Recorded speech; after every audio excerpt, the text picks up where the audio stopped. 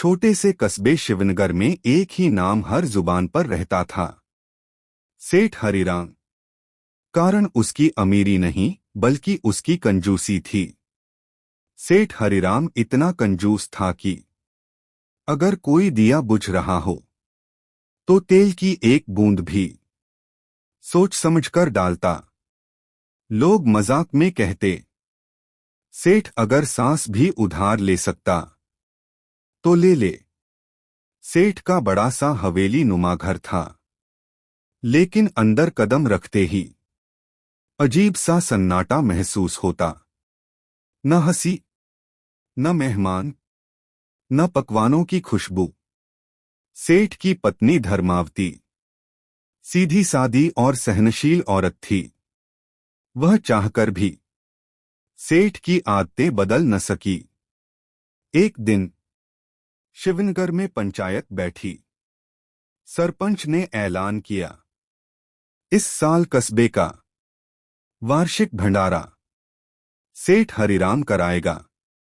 सबके चेहरे खिल गए, लेकिन सेठ का चेहरा पीला पड़ गया। भंडारा? वह बुदबुदाया। इतना खर्च? घर पहुंचते ही सेठ चिल्लाया, धर्मावती, ये पंचायत वाले मुझे लूट लेंगे। धर्मावती ने शांत स्वर में कहा, सेठ जी, कभी कभी खर्च करने से इज्जत बढ़ती है। सेठ ने हाथ झटक दिया। रात भर सेठ को नींद नहीं आई। वह हिसाब लगाता रहा। चावल कितना, दाल कितनी, घी कितना कम किया जा सकता है। अचानक उसके चेहरे पर चालाक मुस्कान आ गई। दावत दूंगा, वह बोला, लेकिन ऐसी कि खर्च भी कम और नाम भी हो। अगले दिन कस्बे में न्योते बंट गए। सेठ हरिराम की भव्य दावत। लोग खुश हो गए। आज तो मजा आएगा, सब कहने लगे।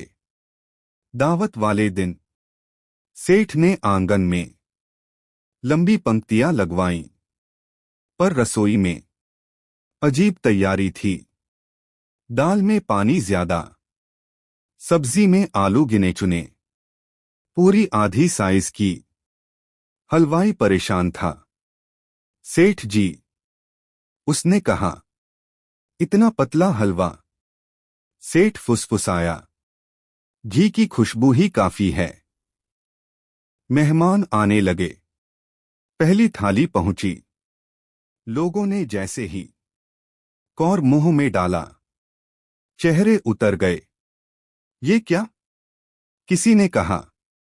तभी सेठ खुद बाहर आया और बोला, भाइयों, सादा खाना स्वास्थ्य के लिए अच्छा होता है।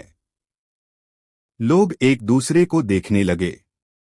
भीड़ में एक नन्हा बच्चा बोला, अम्मा, इसमें स्वाद कहाँ है?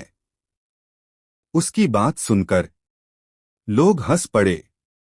सेठ को पहली बार थोड़ी शर्म महसूस हुई। लेकिन कहानी यहीं खत्म नहीं होती, क्योंकि दावत का असली रंग अभी बाकी था। दावत का आंगन अब भी भरा हुआ था, लेकिन थालियों के सामने बैठे लोगों के चेहरों से खुशी गायब हो चुकी थी। कोई धीरे धीरे खा रहा था, तो कोई बिना खाए ही उठने की सोच रहा था। सेठ हरिराम यह सब देख रहा था, पर मन ही मन खुद को समझा रहा था, खाना तो खाना ही है, नाम तो हो ही गया। तभी पंचायत के सरपंच खड़े हुए। सेठ जी, उन्होंने भारी आवाज में कहा, भंडारा केवल पेट भरने के लिए नहीं, दिल जोड़ने के लिए होता है। पूरा आंगन शांत हो गया। सरपंच ने एक खाली कटोरी उठाई। ये कटोरी हमें बता रही है। वह बोले, कि दौलत जमा करने से दिल बड़ा नहीं होता। लोगों ने धीमे से तालियां बजाईं।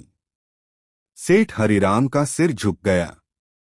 पहली बार उसे लगा कि उसने सच में कुछ गलत किया है। तभी सेठ की पत्नी धर्मावती आगे आई। आज अगर हम दिल से दावत देते, उसने कहा, तो शायद घर में भी रौनक लौट आती। सेठ की आंखें भर आईं। भीड़ में वही नन्हा बच्चा फिर बोला, सेठ जी, अगर थोड़ा और घी डाल देते तो मजा आ जाता। लोग हंस पड़े, लेकिन इस बार हंसी में तंज नहीं था। सेठ हरिराम अचानक रसोई की तरफ भागा। हलवाई, वह चिल्लाया, घी निकालो, सब्जी बढ़ाओ। हलवाई हैरान रह गया। कुछ ही देर में नए भगोने आए। दाल में तड़का लगा, हलवे में घी चमका, पूरी फूली। आंगन में खुशबू फैल गई। लोग फिर से थालियां बढ़ाने लगे।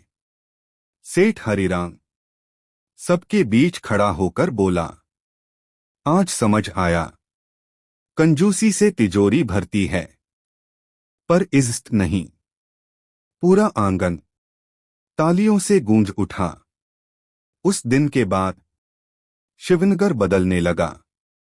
सेठ हरिराम भी अब उसके घर मेहमान आने लगे।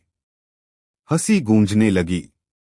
लोग अब कहते, वही सेठ, पर दिल बदल गया। और कंजूस सेठ की दावत शिवनगर में एक सीख बनकर रह गई। दौलत बांटने से घटती नहीं, इज्जत बढ़ती है। समाप्त।